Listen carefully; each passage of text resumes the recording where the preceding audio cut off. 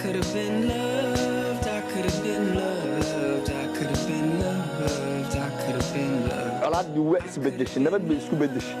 laakiin dawladdiina xoog ma yeelan in ayna waxba nagu tarayna 20 sano qabiil oo qabiilka intaan ka baxno aan u gudubno ee Soomaaliya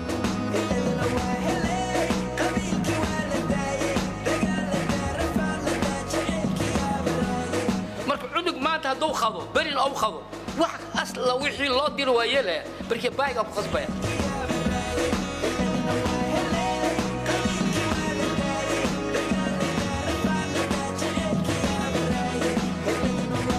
magaalada intaas Soomaaliya qof joogtaan baan in lagu dilayaa dablay aan haybtiisa la aqoon baad dishay af maahe wax noo sheegan ku gudoomiyaasha degmada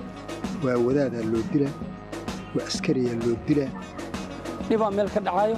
anagu ma nihin hataa odayaasha oo ku kooban dhinaca dawladda